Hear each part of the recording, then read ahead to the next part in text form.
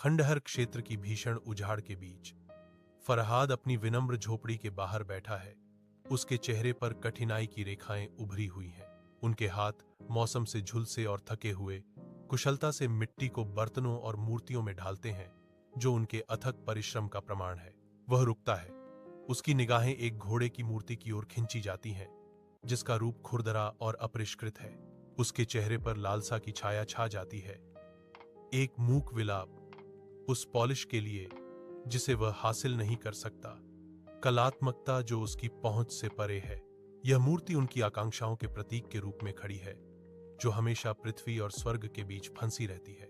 खंडहर होते पत्थरों और उगी हुई खरपतवार के बीच फरहाद प्राचीन खंडहरों के दिल में परिश्रम करता है।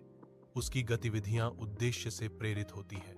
धातु की एक चमक उसकी आंख को पकड़ती है, जो धूल और मलबे की परतों के नीचे दबी हुई है।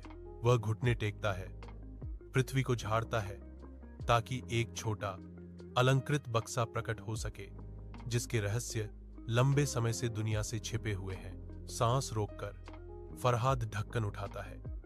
उसकी आंखें अंदर के दृश्य पर आश्चर्य से फैल जाती हैं। डिब्बा एक ऐसी पदार्थ को समेटे हुए है जिसकी सुंदरता अलौकिक है। रेत के दाने असंभव रूप से सफेद और एक परालौकिक चमक के साथ चमकते हुए, अचंभा और जिज्ञासा से अंकित उसके चेहरे के साथ फरहाद रहस्यमय खजाने पर आश्चर्यचकित होता है, जिसकी वास्तविक प्रकृति अज्ञात है। हलचल भरे शहर के बाजार में फरहाद अपनी रेत से चमकाई गई घोड़े की मूर्ति का अनावरण करता है, जिसकी सतह पकड़ी हुई धूप की तरह चमक रही है।